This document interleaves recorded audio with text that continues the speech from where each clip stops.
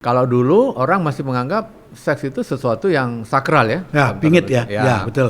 Setelah itu berkembang, pasangan remaja datang ke saya, pasangan remaja pacaran. Gimana supaya saya bisa hamil duluan?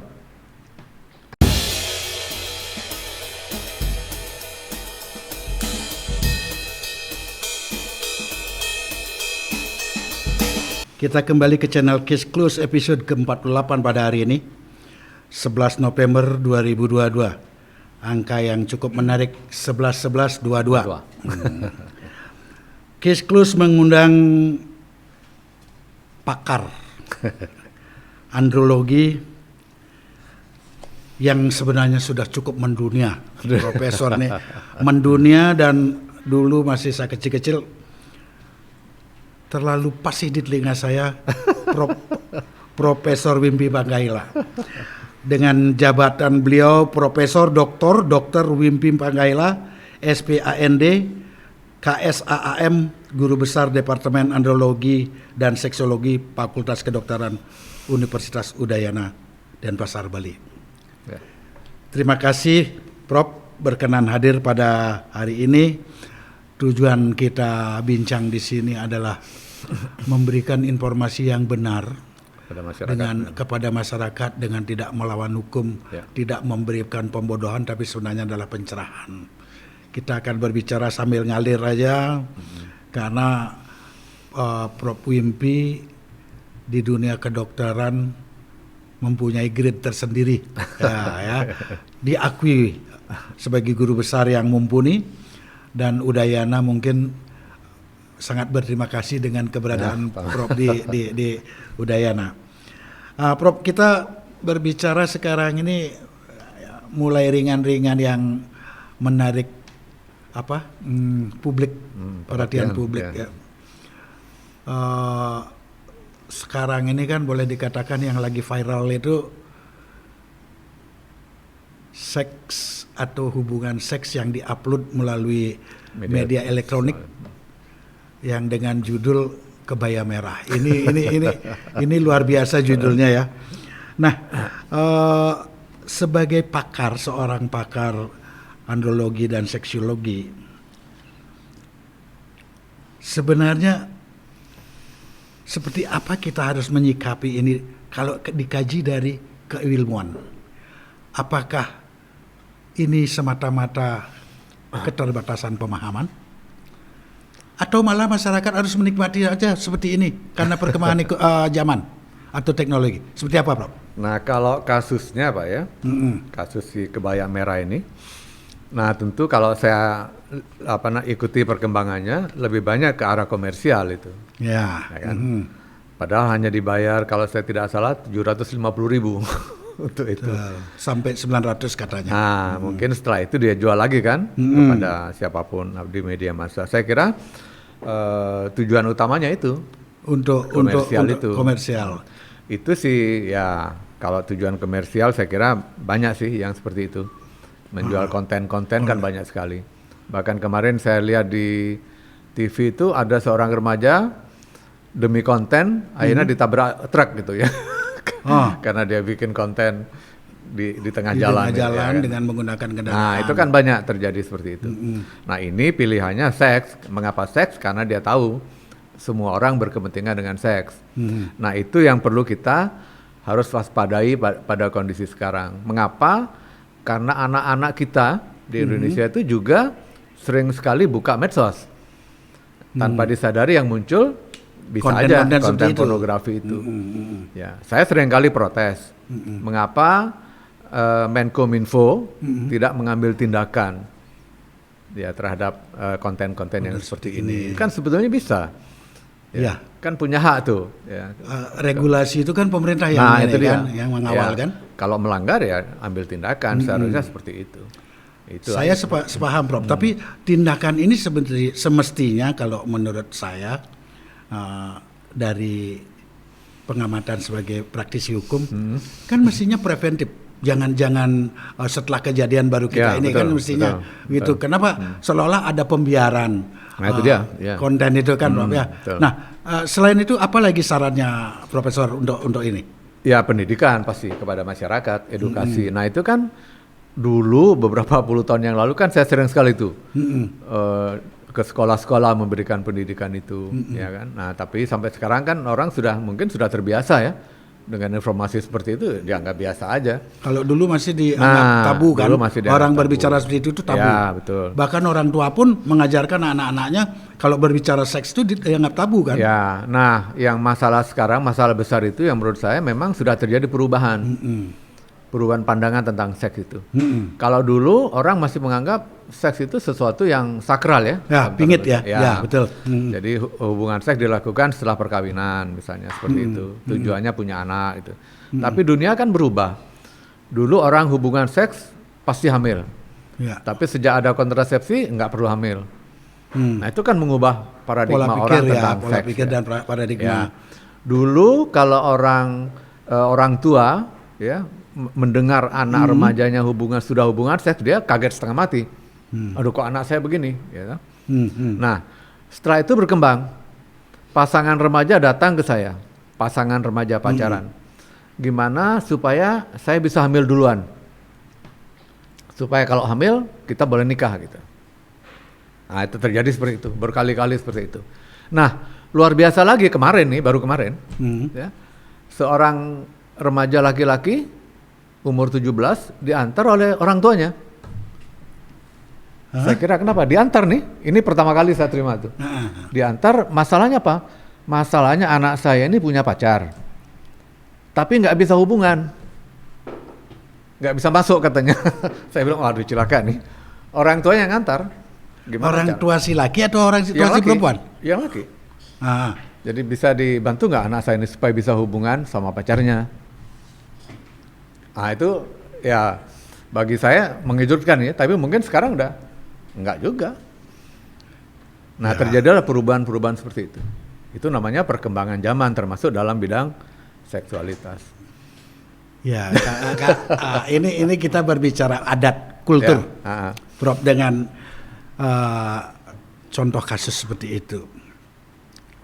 Dari segi keilmuan mungkin it's okay ya, bagi ya, profesor. ya, okay. Bagi Prof itu oke ya. Ya. Tapi bagaimana kalau kita kaitkan atau kaji ini dari aspek budaya, Nah, kultur ya. kita di timur lah gitu. Kultur kita akan berubah juga mengikuti perkembangan zaman. Berarti kita tidak bisa menutupi diri, membarrier diri kita dengan. Menurut saya nggak bisa, Pak. Oh ya. Nah, coba kita lihat kultur kita sekarang, di suku manapun, Ya. berubah nggak dibandingkan? Oh ya. Nah, itu. Ya. 10 tahun pasti berubah. Apa yang menyebabkan perubahan? Ya perkembangan zaman, perkembangan teknologi.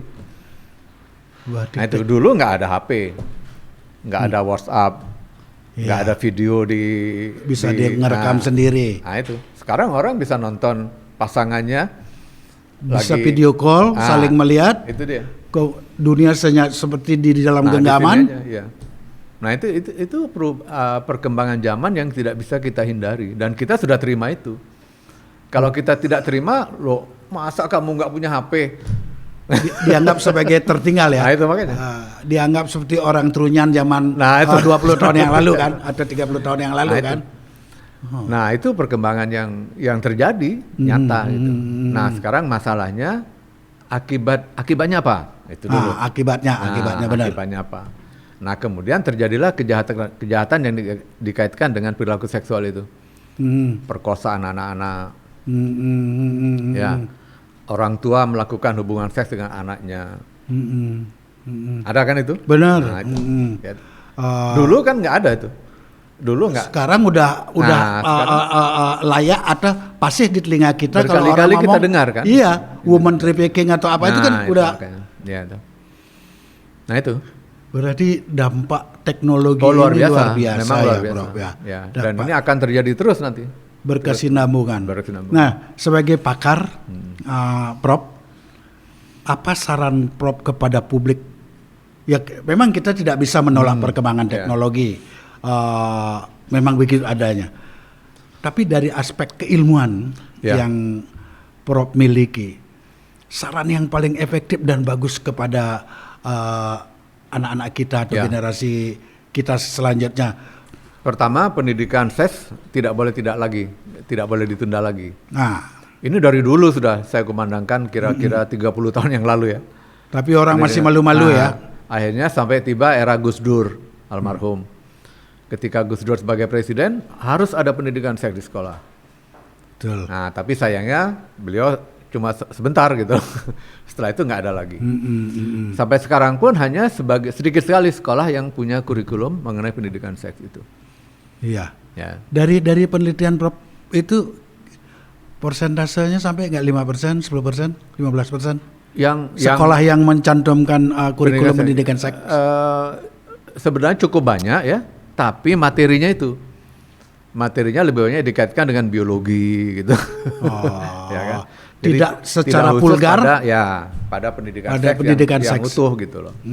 Nah, lalu di luar itu anak-anak kita mendapatkan informasi dari media sosial itu.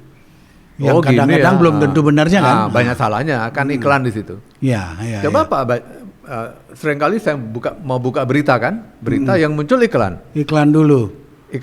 Alat membesar alat kelamin dan lain sebagainya. Hubungan seks berjam-jam misalnya, itu ada di situ.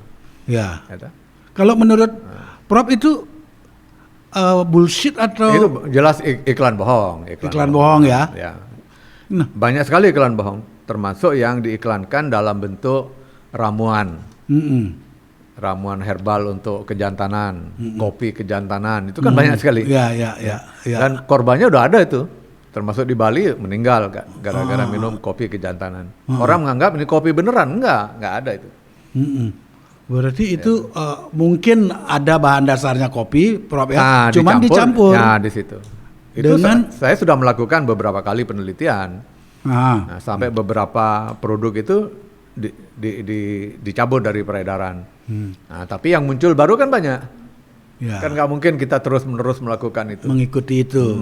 Nah, mestinya dalam hal ini yang memegang regulasi atau fungsi kontrol dalam peredaran ini kan ada sebuah institusi. Yang dalam hal ini Balai POM. Nah, masalahnya banyak orang, masyarakat, termasuk dokter sekalipun, menganggap kalau sudah ada nomor dari registrasi POM dianggap aman. Enggak. Belum tentu. Nah, itu hanya pendaftaran saja. Didaftarkan produk ini, oke. Nanti kalau terjadi akibat buruk, ditarik dari peredaran. Supaya masyarakat tahu, setiap tahun itu puluhan sampai ratusan produk atas nama herbal itu ditarik dari peredaran. Karena ternyata dicampur dengan bahan-bahan berbahaya, termasuk obat keras berbahaya. Nah, itu yang masyarakat harus tahu, termasuk dokter juga gitu. Iya, harus punya pemahaman yang benar. Betul. Jangan jangan sampai dokter dibayar oleh produsen ya. Betul. Mohon maaf ini bisa saja terjadi. Oh, bisa. Karena apa? Saya pernah melihat atau sering membaca testimoni seorang dokter tentang sebuah produk. Ya, betul. Yang soal darah tinggi lah, inilah itulah. Ada. Saya sebagai orang yang awam tentang medicine atau ilmu kedokteran, mana ya yang harus dipercaya gitu, kan? Ya. Dibuat ragu masyarakat itu dengan apalagi yang berbicara dokter padahal yang mempunyai kualifikasi tertentu loh. Bukan dokter yang baru tamat 2 bulan atau setahun yang lalu gitu. Nah, ini pernah dibahas nggak, Prof, di kode etik? Pernah. Jadi dokter yang begitu jelas melanggar kode etik, jelas melanggar. Cuma masalahnya dokter itu kan ada dua, Pak. Dokter yang masih aktif melakukan praktek kedokteran, dokter yang tidak. Tapi gelarnya kan tetap dia. Ya, melekat soalnya. Tetap dokter gitu. Tapi kalau dia sudah nggak praktek, dia jadi misalnya konsultan? Bukan konsultan, apa namanya? Ya, tukang campaign lah ya. Itu ya. Itu iklan kan sudah di luar kekuasaan organisasi. Oh, ID tidak bisa menjerat. Nggak bisa lagi, dia nggak praktek kok. Oh, berarti ID itu hanya dengan dokter yang praktek? Ya, dokter yang praktek yang anggota ID. Kalau dia sudah nggak praktek, dia bukan anggota ikatan dokter kan nggak punya hak dia. Itu. Nah, dalam kaitan dengan Balai POM, Prof, tadi Prof menyinggung produsen Hmm. membawa produk itu ke Balai POM, Daftarkan. terus ditempelkan lah Nomor registrasi. Registrasi. Nah, itu aja. Ya. Apakah dengan nomor registrasi itu Balai POM sudah melakukan cek terhadap konten daripada obat itu enggak, Prof? Sepengetahuan Prof deh. Ya, sepengetahuan saya, kemudian setelah beredar, ya, dia bikin rahasia misalnya, rahasia dicek, loh kok ini ada bahan ini, tutup. Loh, berarti Gitu. registrasi dulu, Ya. baru ada kejadian, baru Ya, dicek. ya. Ih, sama aja Ya. dengan masyarakat Nah, dipakai kelinci percobaan. Yang saya tahu itu ada 5 produk Ya. terkait kesehatan yang tidak memerlukan uji lebih dulu. Herbal, kosmetik, healthy food, makanan-makanan kesehatan itu, kemudian kosmetik sudah ya, kosmetik, herbal, lalu healthy food, apa lagi ya? Ada 5 produk. 5 itu. produk. Suplemen Ah, itu nggak masuk, itu nggak. apa pertimbangannya, Bro? Pertimbangannya karena itu dianggap bukan obat gitu. Dia nggak bukan obat. Bukan obat. Nah, kalau obat memang susah. Obat baru misalnya susah sekali untuk anunya, karena harus diuji dulu. Diuji secara aman kimikalnya dan atau lain tidak, sebagainya. lalu memang betul bermanfaat nggak untuk manusia, lama itu. Ya. Nah, itu baru. Tapi yang tidak tergolong obat, nah itu gampang memang. Oh gitu. Ya. Berarti apakah ini pola pensiasatan oleh produsen sehingga iklan-iklan di media sosial itu berseliweran seperti itu? Memang di mana-mana seperti itu. Yang produk-produk tadi itu yang bukan obat memang lebih ringan itunya. Lebih ringan. Ya. Check and balance yang Ya, dari Balai POM. kalau terjadi laporan misalnya orang sampai apa kok wajahnya jadi begini misalnya, nah, baru diperiksa, tarik dari peredaran kalau ini. Hanya sebatas menarik, Prof. Ya, artinya ya mungkin sampai ke pengadilan juga yang pelakunya itu. Karena di sana kan upaya hukum itu adalah istilahnya ultimum remedium, upaya paksa terakhir untuk menimbulkan efek jerah untuk tidak melakukan lagi kan sebenarnya itu tujuannya. Saya pernah dipanggil sebagai saksi ahli untuk produk herbal yang diiklankan untuk gangguan seksual yang ternyata dicampur bahan obat. Itu sampai ke pengadilan memang gitu ya. Menjadi saksi ahli. Saksi ahli kan? Saksi ahli ya. Pengalaman Karena Profesor, saya yang melakukan penelitian itu. Nah, memang ternyata dicampur obat keras gitu. dipakai pertimbangan dalam putusan. Ya, karena Pakai, dicampur akhirnya memang di stop peredarannya gitu. Peredarannya di stop. Profesor ini kan sudah puluhan tahun ya menjadi berkutat dengan pakar andrologi dan seksologi. Bagaimana pandangan Profesor tentang persoalan kehidupan seksual masyarakat Indonesia, khususnya Bali dalam hal ini? Apakah masih masalah seksual yang sama berulang-ulang terus, bertahun-tahun, atau ada perubahan setelah perkembangan teknologi ini yang di-comparing dengan budaya, kultur, dan lain sebagainya? Ya itu yang tadi saya katakan, perubahan sudah terjadi gitu. Nah, tapi ada perubahan itu apakah negatif atau positif? Ya tergantung kita hidup di era mana sekarang ini. Ya. Nah, kalau dulu tadi sudah saya sampaikan hubungan seks pranikah itu betul-betul tabu. Ya. Nah, tapi sekarang masyarakat sudah bisa menerima memang terjadi begini. Gitu. Ya. Artinya tidak harus menunggu malam pertama gitu ya. Iya. Inilah kalau dulu ada istilah virginitas itu hal yang utama. Kalau dulu, sekarang tampaknya enggak ya. Virginitas sudah bukan kriteria yang utama lagi ya. Biasa aja gitu. Biasa. Terbukti itu, misalnya orang pacaran gitu kan, ya. Ternyata dia sudah tahu pacarnya ini dulu sudah pernah dengan pacarnya yang dulu, ya, biasa aja dia. Enggak masalah. Masalah. Apakah itu jelek atau buruk ya? Jawaban saya perkembangan zaman seperti itu. Tidak bisa lagi kita. Nggak bisa lagi. Nggak bisa pada ini. Ya. Sama seperti tadi itu kontrasepsi. Dulu nggak ada kontrasepsi. Sekarang ada. Nah, sekarang ada, masyarakat bisa menerima. Kita pakai juga. ya toh? Ya. Nah, padahal itu kalau dulu orang hubungan seks kan untuk hamil, sekarang enggak tuh, bisa enggak hamil, untuk Malah senang-senang aja. pingin menikmati tapi biar nggak hamil. Itu dia. Ya toh? Dan kita menerima itu. Apakah kita salah? Menurut saya kita nggak salah juga gitu. Ya. Perkembangannya memang begitu. Gitu. Artinya zaman dan teknologi Ya. sangat mempengaruhi hal itu. Betul. Ya kan? Sama dengan perempuan mau hamil dari suami, dari hubungan seks atau pakai bayi tabung misalnya. Atau mau sewa rahim perempuan lain, silakan. Memang bisa substitusi. Bisa dan ada masyarakat kita mau. Gitu. Katakanlah misalnya seorang istri pernah hamil tapi dia sakit, lalu disarankan jangan hamil lagi, nanti kamu sakit seperti dulu.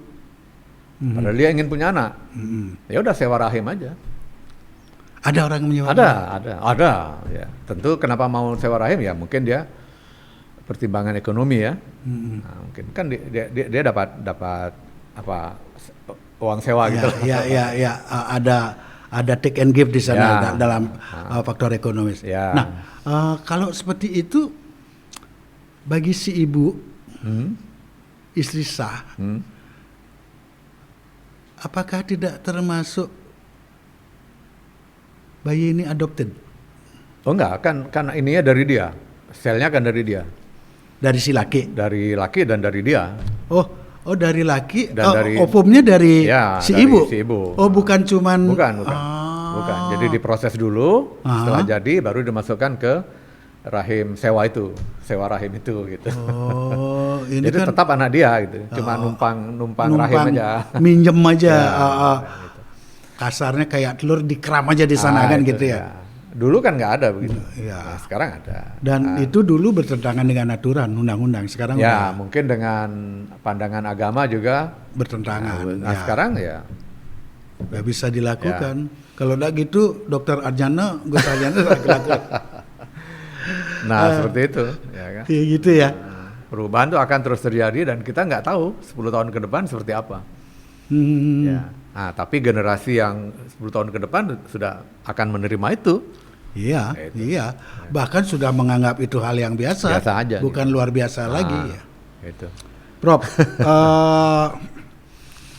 Profesor ini sudah mungkin lebih dari 30 tahun mendalami atau berkecimpung di andrologi dan seksiologi ini, ya Prof ya. Apa saja masalah seksual yang sebenarnya selama ini yang Prof lakukan atau advice di dalam profesionalitasnya? Apakah masih seputar soal ketidakharmonisan rumah tangga, istri yang tidak puas dengan dan kehilangan gairah, pria ejakulasi dini, disfungsi ereksi, dan ingin memperbesar alat kelamin, salah satu yang menarik ini banyak, hingga perselingkuhan yang dilakukan suami istri itu adalah itu sebagai penyebab. Ya, kalau masalah-masalah tadi yang disebut itu selalu ada. Itu selalu ada. Selalu ya? ada, ya ada. Jadi hampir semua pria, perempuan juga akan mengalami itu, mengalami masalah. Katakanlah pria misalnya gairah seksualnya turun, perempuan juga seperti itu. Ya, pria gangguan ereksi, nggak bisa ereksi, perempuan juga mengalami kering, kering vaginanya itu ya. Lalu kok laki-laki cepat keluar, istrinya nggak puas, itu selalu ada. Nah, masalah itu masalah sudah lama tapi akan selalu ada. Ya. Sampai akhir zaman Never end lah istilahnya, Prof ya, ya. never end ya. Nah, yang baru itu yang terkait dengan pola hidup sekarang. Ya, katakanlah misalnya yang semakin banyak anak laki-laki gemuk misalnya, kelaminnya kecil, nggak berkembang, itu banyak juga.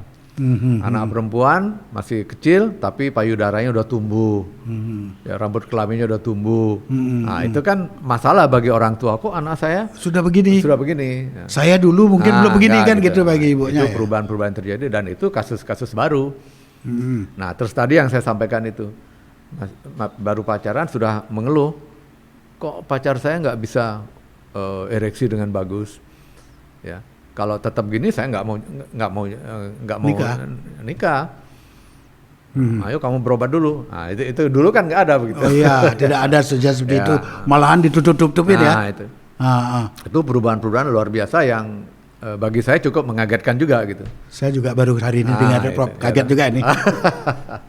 Tapi ya begitulah yang terjadi. Dan ini nggak bisa kita hindari. Nah, yang bisa kita hindari adalah akibat buruknya gitu. Akibat Seperti buruknya. apa itu, Prof? Ya, nah, akibat buruknya katakanlah misalnya banyak pria terganggu iklan membesarkan penis. Nah, itu kan perlu kita hindari supaya nggak terkecoh oleh iklan bohong itu. Ya. Demikian juga yang lain misalnya banyak ada iklan kopi kejantanan misalnya, ya, herbal untuk menambah ukuran penis, itu kan bohong semua. Ya kan? Udah pasti bohong Pasti itu ya. bohong, nggak ada itu herbal yang seperti itu. Itu berkali-kali saya sudah sampaikan di media massa, di webinar, nggak ada kalau tidak ada satupun herbal yang bisa menambah ukuran penis, yang bisa memperbaiki ereksi dengan cepat, nggak ada. Pokoknya kalau ada apapun, herbal apapun yang dengan cepat bisa menimbulkan Promosinya seperti ereksi, itu. ya pasti bohong. Dan bahkan gini, Prof. Saya pernah baca juga di iklan itu, mereka mengcomparing, memberikan sampel atau contoh menggunakan bokep atau blue film orang asing. Itu dipakai media iklan daripada ya. produk itu. Lalu disebutkan ini karena mereka pakai ini. Ini gitu kan. ya kan? Ya. Ini kan pembodohan, Prof. Memang. Ya. Pembodohan. Nah, itulah saya kira tugas siapa kalau saya sering tanya. Ya mungkin Menkominfo ya, Kementerian Komunikasi. Iya, secara struktur ke pemerintahan pengawasan terhadap media sosial yang berbasis IT mungkin. Tapi kalau saya punya ide juga mungkin mudah-mudahan ini teman-teman pengacara banyak mendengar podcast kita atau melihat channel ini nanti, bisa aja pengacara sebagai satu contoh untuk menggugat produsen itu. Nah, bisa. Tentang kebohongan. Ya, kalau sudah ketahuan misalnya. Nah, kalau itu cuman memang butuh kajian Ribet untuk juga, penelitian gitu. dan ini harus koordinasi dengan pakar, Ya, betul. dokter, apoteker, peracik obat dan lain sebagainya, untuk memastikan bahwa perbuatan itu adalah betul, iklan bohong betul. gitu. Betul. Bukan tidak tertutup kemungkinan seperti itu. Ya, bisa. Betul. Semua- Apalagi korban sudah ada ya. Ada gitu. Ya, contohnya membesarkan ukuran penis dengan disuntik silikon itu kan betul-betul penipuan. Ya. Bagaimana dengan iklannya Mbak Erot, Prof? Gini. Loh, kan ini kita tidak bisa tutupi iklannya Mbak Erot itu banyak sekali. Ya. Bahkan kalau saya pernah naik mobil ke Jawa, Ada di belakangnya itu ya. toko-toko itu sama di truk-truk itu iklan kan secara tidak langsung iklan bergerak. Nah, gimana itu, Bro?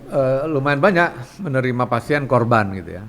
Nah, korban iklan seperti itu. Nah, ternyata setelah saya periksa disuntik silikon.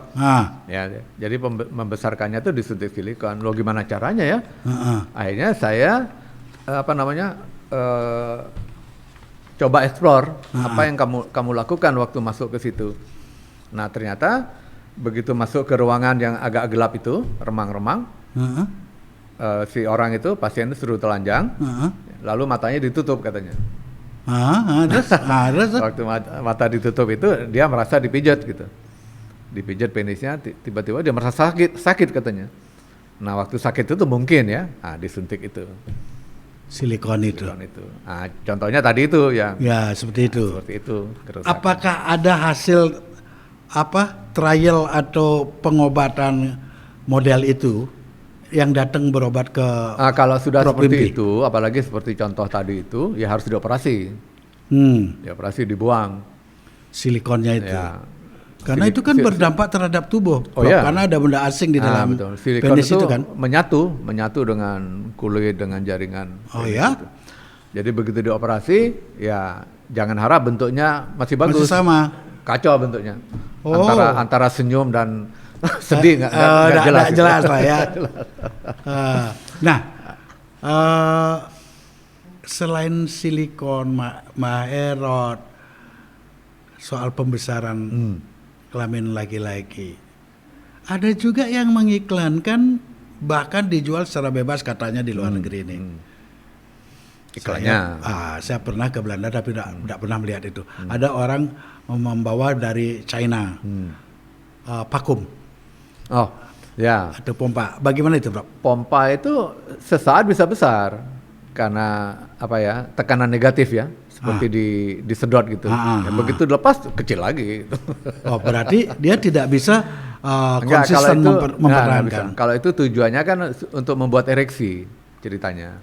Oh, itu tujuannya membuat ereksi. Saat itu.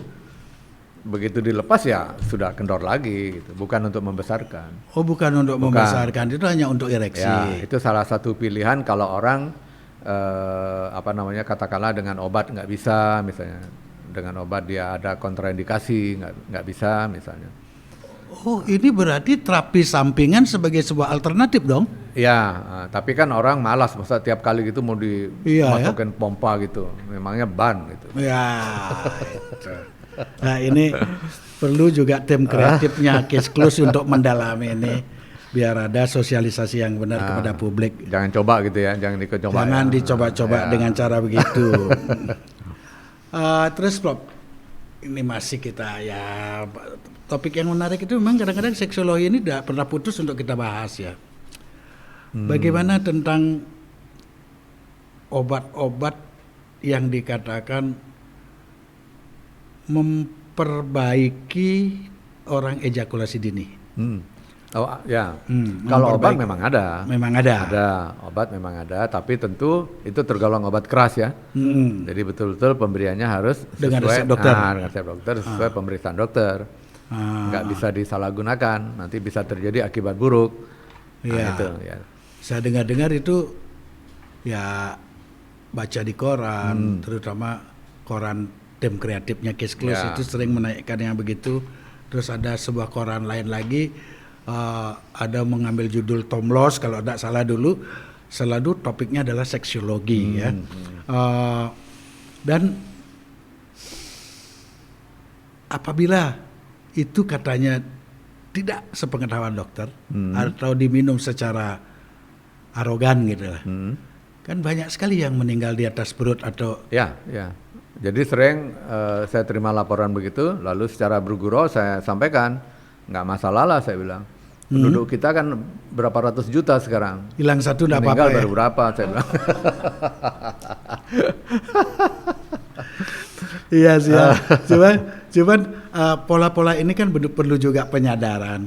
Artinya mohon izin Prof, kalau memang bisa buatkan tulisan-tulisan dari kajian ilmiah keilmuan seksiologi tentang hal ini yang mungkin dibuat dalam bentuk di medsos dan lain sebagainya, sehingga biar masyarakat yang mempunyai keinginan seperti ini ada benar-benar pembanding yang positif. Betul. Untuk kepentingan kesehatannya dia gitu ya. Beberapa kali saya menyelenggarakan itu webinar untuk umum itu mengenai kebohongan ini ya. Tapi mungkin kalah dengan iklan itu ya yang setiap hari muncul ya. Benar Prof. Jadi saya tetap yakin harus ada tindakan dari pihak pemerintah. Iya, ada upaya yang sifatnya represif ya. Terhadap media sosial yang kacau begitu, jangan dibiarkan terus gitu ya. Nah, mudah-mudahan ada langkah yang ya cukup tegas dan berani lah. Ya kan? Saya kira iya, betul itu. Pihak pemerintah bisa lah melakukan itu. Kenapa enggak? Harus karena di sini kan ada memberikan perlindungan kepada publik yang punya, tidak tahu kan gitu. Punya kekuasaan masalahnya, ya kan? Kalau yang Prof sarankan terhadap obat kuat itu produk lokal atau produk luar? Yang ada sekarang yang diakui secara internasional seluruh dunia begitu ya. Itu ada, jelas ada ya. Dan itu sudah diakui oleh internasional, termasuk WHO sudah mengakui gitu. Nah, tapi itu tergolong obat keras gitu. Ya kan. Jadi nggak boleh semua orang menggunakan, ada orang tertentu nggak boleh menggunakan itu. Nggak boleh dicampur dengan obat apa yang lain, ada itu aturannya. Oh, gitu ada ya. Nah, inilah yang digunakan oleh para produsen herbal abal-abal itu, ya, mengklaim wah herbal saya bagus. Nah, teorinya itu nggak ada herbal yang efeknya cepat seperti itu, nggak ada. Itu. Herbal itu pasti makan waktu panjang. Perlu waktu gitu. Sebetulnya masyarakat kalau berpikir sedikit aja ya pasti udah ngerti. Nggak ada herbal yang sekarang minum 1 jam lagi bereaksi, nggak ada itu. Herbal pasti terus menerus. Ya, benar. Konsisten dan itu. jangkanya panjang. Ya. Nah itu yang perlu diperhatikan oleh masyarakat luas gitu ya kan. Apakah obat kuat ini memiliki enggak efek terhadap prostat atau kantong kemih? Sebetulnya tidak ya, tidak. Oh, tidak ya. Tidak. Cuma ada aturan tertentu, katakanlah misalnya tidak boleh digunakan bersama-sama dengan obat untuk jantung misalnya. Aha. Ya, untuk orang-orang yang punya masalah jantung sebaiknya tidak menggunakan. Seperti itu. Ya. Nah, masalahnya lagi kan di media sosial itu, ya, itu selalu dijual bebas gitu. Ya. Dijual bebas dengan nama apapun gitu ya. Jadi kalau kita buka Tokopedia gitu atau apa gitu ya, itu obat-obat keras dijual semua di situ. Obat apa misalnya untuk darah tinggi itu kan sebetulnya tergolong obat keras, dijual di situ. Obat suntik dijual di situ. Saya bilang ini negara jadi kacau nih kalau begini. Kalau nggak ada tindakan. Ya, mestinya para apoteker keberatan dong itu. Seharusnya, tapi saya khawatir jangan-jangan mereka yang jual ke situ. Mungkin. Ya bisa, why not? Bisa. Karena menganggap itu lebih efektif untuk mengiklankan barangnya kan. Ya, itu. Karena di sana kepentingan ekonomisnya lebih besar. Nah, itu dia. Ya. Walaupun ada pembodohan atau pembodohan terhadap mengorbankan masyarakat kan. Itu. Nah, saya kira harus ada tindakan tegas dari pihak pemerintah. Iya, betul. Sebagai pakarnya urusan seksual di Indonesia, Prof. Wimpy banyak menangani masalah seputar seks para pejabat dan tokoh-tokoh publik lainnya. Boleh dibocorkan sedikit, Prof, untuk klien pria usia tertua dengan aktivitas seksual aktif, angka berapa, Prof? Tertua 80. Tertua 80. Karena punya istri masih beda jauh gitu ya. Spare-nya? Ya jauh, 20, ada yang 30 tahun. More than 30 years. Bagaimana Prof menterapi yang seperti ini? Ya, apakah ada sentuhan-sentuhan khusus? Secara pasti. Psikologinya, bukan takaran obatnya. Kalau sudah umur 80 bukan psikologis lagi, sudah berbagai masalah termasuk hormonnya udah berkurang. Penyakit-penyakit sudah muncul. Nah, itu semua harus ditangani. Hormon itu berkurang mulai umur berapa, Prof? Umur 30-an sebetulnya. Hormon udah berkurang umur 30-an? Pada umur 30-an. Ya. Apalagi kalau sebelumnya udah nggak normal ya. Maksud nggak normal ini sebenarnya, Prof? Remaja sudah nggak normal gitu loh. Oh gitu. Nggak normal ini termasuk salah satu kriterianya ejakulasi dini atau apa? Oh enggak, kalau pada remaja itu tadi perkembangan penisnya kecil, gemuk dia. Kalau perempuan sudah mens duluan, umur 9 sudah mens misalnya. Itu kan masalah hormon. Nah, kalau dia dibiarkan ya turun terus dia. Pasti cepat tua dia. Tidak anti aging ya, pasti cepat tua. Itu anti aging gitu. Itu cepat tua itu. Ya. Mempercepat penuaan. Penuaan dini istilahnya. Ya, itu. Umur 80 istrinya beda katakanlah 30 tahun. Ya. Nah, sekarang kan banyak yang begitu. Banyak. Apakah Prof investigasi apa sebabnya? Kausanya. Ya pasti penyakit sudah banyak di situ. Penyakit-penyakit seperti diabetes, kolesterol, tekanan darah tinggi. Yang pasti hormonnya udah pasti rendah. Get down ya. Terus setelah Prof memberikan penjelasan dari aspek medis tentang hal itu kepada mereka lah ya, rata-rata responnya seperti apa, Prof? Dengan pengobatan asal dia menerapkan pola hidup yang sehat, ya, lumayan responsnya. Walaupun ketergantungan terus gitu ya, karena sudah umur sekian, sudah terlambat, kasarnya sudah terlambat gitu. Ya. Jadi gitu. Sebetulnya kalau orang ingin tetap sehat, tetap fungsi tubuhnya bagus ya, dari awal harus sudah memperhatikan kesehatan tubuhnya. Ya, katakanlah yang gampang misalnya orang merokok sudah jelas berbahaya kok. Kenapa masih merokok gitu kan? Padahal udah dikasih misalnya merokok membunuh ya. Isi gambar lagi ya. Gambar bisa impoten, bisa serangan jantung. Orang masih merokok. Iya ya. Nah, ini Prof menarik juga ini. Ini sebenarnya titipan pertanyaan tim kreatif saya ini. Tapi ini banyak dibahasakan di ruang publik. Apa benar, Prof? Orang makin sering berhubungan, bercinta lah kata-kata. Kalau bahasa anak muda ML, itu semakin membuat mudah bagi pelakunya. Nah, kalau terlalu sering juga nggak bagus pasti. Ya, pasti nggak bagus. Apapun yang terlalu berlebihan pasti nggak bagus. Kalau sudah ada orang Bali bilang bus pasti jelek. Terlalu kurang nggak Pak? Ya kan? Seperti apa, Prof? Tentu tergantung dengan pasangannya seperti apa. Nah, kalau dengan pasangannya sama sehat, masih menghendaki katakanlah seminggu 2 kali ya silakan. Menurut Profesor, tapi kalau yang terbaik itu yang teratur mestinya. A week itu seperti apa? Mungkin ya tergantung usia tadi, tergantung pasangan. Mungkin dua kali, sekali, tergantung kesepakatan itu. Oh gitu ya. Bukan ada parameter medis. Seminggu harus 3 kali, seminggu harus 4 kali. Kan sangat tergantung pada kondisi kesehatan. Ya, fit dan tidak fitnya kan. Ya, pasangan itu. Artinya jangan sampai dipaksakan gitu kan. Ya kan? Berarti benar pendapat makin sering orang bercinta itu mempengaruhi tampilan kemudaan orang. Makin sering juga enggak sebetulnya. Bukan harus makin sering makin muda, tidak juga gitu. Terbalik justru. Ya, mengapa orang tampil muda? Karena kondisi kesehatannya bagus. Karena dia tidak sering begitu. Nah, karena kondisi kesehatannya bagus, salah satu adalah fungsi seksual itu gitu. Gitu. Jadi kalau orang penampilannya tidak bagus, berarti dia mengalami masalah, termasuk proses penuaan gitu. Salah satu adalah dalam fungsi seksualnya. Gitu. Oh, salah satu fungsi seksualnya. Ya. Katakanlah apa misalnya? Orang gini deh, saya tuh kan suka nonton berita ya, berita siapapun lah di situ. Ya.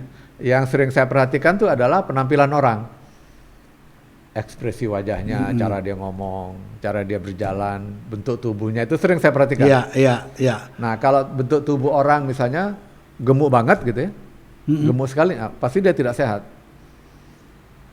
Ada orang ngomong tapi ekspresinya nggak jelas nih, kok datar aja nih. Nah, dia nggak sehat nih sebetulnya. Tidak menjiwai apa yang dia ucapkan, mungkin seperti itu ya. Itu kaitannya dengan apa? Dengan hormon.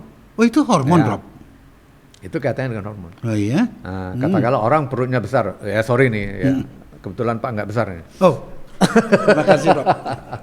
Misalnya orang perutnya besar nih, nah dia nggak sehat sebetulnya. Pasti kurang sehat. Pasti itu tidak ya. sehat. Tidak ada hubungan dengan jumlah deposito kan? Pasti benar. Beda itu. Benar itu, Bro. Setuju saya. Nah, dia nggak sehat, dia harus mengoreksi diri. Nah, salah satu yang tidak sehat itu kaitannya sama apa? Ya sama hormon. Kalau hormon kurang, baik pria maupun perempuan, pasti dia tambah gemuk. Oh begitu ya, Bro? Nah, salah satu. Salah satu indikator. Kalau kegemukan. Orang kegemukan itu, terutama di perut ya. Ya. Gemuk perut itu kaitannya dengan hormon. Nah, kalau seperti itu, siapa tahu kalau nanti saya begitu biar bisa juga tambah ilmu. Oh ya periksa dulu. Hormonnya hormon apa nih yang over, yang kurang, yang kurang. Nah, di situ kita berikan pengobatan. Gitu ya. Sederhana aja sebetulnya. Perempuan lebih jelas lagi. Kenapa perempuan pada saat tertentu menopause gitu, nggak mens lagi? Ya karena hormonnya rendah. Oh gitu ya. Iya karena mudah-mudahan berita atau cerita ini betul. Saya kemarin ada punya teman pengusaha yang cukup terkenal, punya outlet di banyak tempat di Indonesia. Udah umur 62 tahun perempuannya. Nikah dengan seorang laki-laki umur 66. Kurang lebih sama ya? Sama, kurang lebih. Saya iseng, Bro. Kamu nikah nih seusia gini. Dia panggil saya, Mas. Aku masih men loh, Mas, gitu. Jujur, Bro. Jujur, saya tidak percaya waktu kalau sekarang tidak mendapat penjelasan. Berarti dia kondisi tubuhnya sehat atau sudah mendapatkan pengobatan. Makanya sampai dia bilang, Mas saya undang nanti ke ke Cirebon waktu saya nikah. Nikah lagi.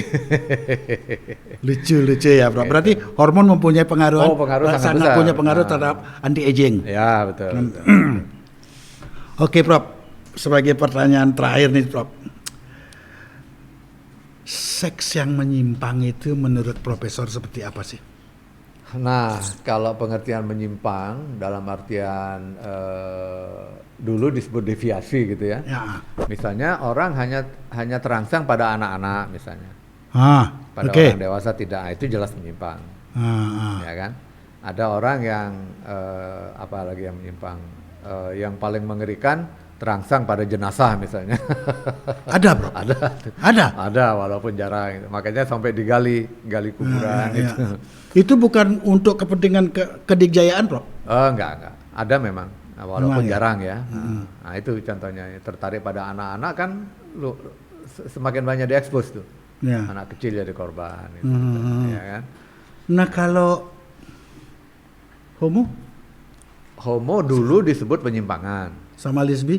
Ya, dia dulu disebut penyimpangan, sekarang dianggap seolah-olah normal gitu loh. Itu ya, normal? Dianggap normal.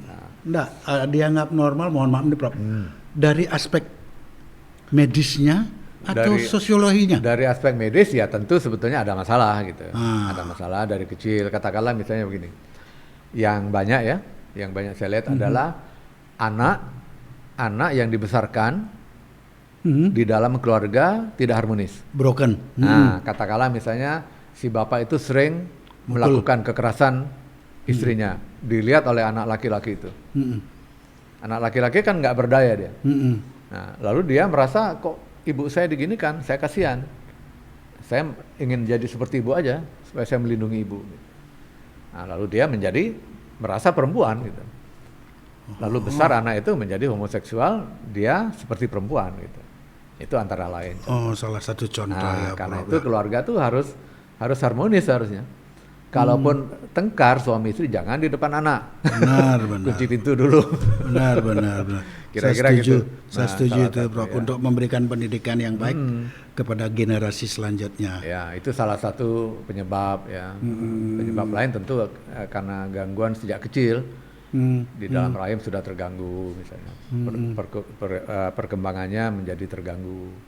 Apalagi yang dengan binatang itu ya, Prof. Ya. Kalau dalam ilmu hukumnya itu sampai sekarang kan beberapa orang sudah mengubah jenis kelaminnya transseksual. Nah, kalau yang seperti itu gimana, Prof? Ya itu kan penyimpangan juga dalam tanda petik. Gitu. Nah, tapi dia nggak bisa menguasai diri. Saya ada beberapa kasus yang saya tangani, ya, perempuan ingin jadi laki-laki gitu kan. Nah, itu. Memberikan ilustrasi enggak dia? Kenapa dia seperti itu, Bro? Oh ya, dari kecil dia memang sudah berkarakter seperti seorang laki-laki. Ya. Walaupun secara fisik dia itu perempuan kan gitu. Itulah. Akhirnya sampai ke pengadilan mengganti nama, status dan lain sebagainya. Di Bali ada itu, Bro? Ada ya. Ada. Cuma di Bali masalahnya itu kan nanti berkaitan dengan waris. Waris itu. Iya, karena kalau jadi laki-laki kan dia dapat nanti. Dia berubah dari perdana menjadi purusa. Ya, itu dia. Ya, itu memang ada complicatednya sedikit. Tapi menarik, Prof. Memang kalau kita berbicara seks dan apalagi ada tambahan ilmu anti-aging ataupun OND ini benar-benar tidak akan pernah habis kita bicarakan. Tapi karena pertemuan kita ini ada berbataskan waktu juga, Bro. Mohon bila nanti suatu saat Kisklus masih ada permintaan atau tanggapan dari publik untuk menghadirkan Prof Wimpi, mohon berkenan, Prof ya. Oke, Prof, terima kasih atas kehadirannya. Saya tutup dengan Para Santi. Om Santi Santi Santi Om.